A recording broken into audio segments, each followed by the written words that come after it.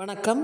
இந்த பதிவில் நம்ம வீட்டிலேயே விதைகள் மூலமாக பலவிதமான செடிகளை நாம் உருவாக்க முடியும் அப்படின்றதுக்கான பதிவு தாங்க இது.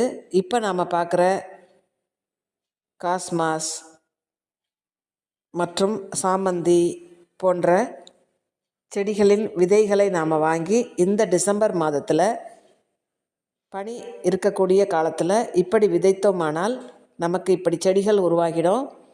நாம் ஒரு செடி கடையிலையோ அல்லது நர்சரிகள்லேயோ வாங்கி வந்து வைத்தால் நாம் அதை வளர்க்கும் பொழுது நீர் அதிகமாகினாலோ அல்லது மண் கலவையோ காரணமாக இருந்து செடி வீணாக வாய்ப்பு இருக்குது. ஆனால் இப்படி விதைகளை நாம் போட்டு உருவாகக்கூடிய செடிகள் ஒரு செடி வரலனாலும் மற்றொரு செடி வந்துடும்.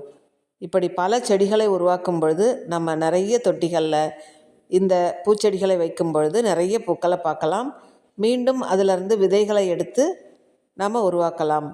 இப்படி கொஞ்சம் வளர்ந்த நிலையில் இந்த செடிக்கு சீவீட் ஃபெர்டிலைசர் கொடுக்குறேன் பாருங்கள்.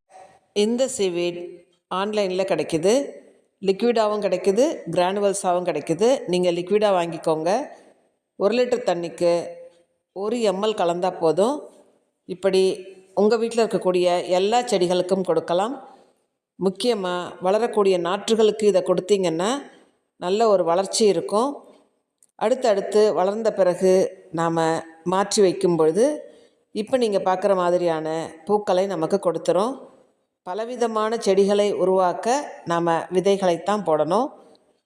போடும் பொழுது பல நிறங்கள்லேயும் கிடைக்கும், பல செடிகளும் கிடைக்கும். தேங்க்யூ.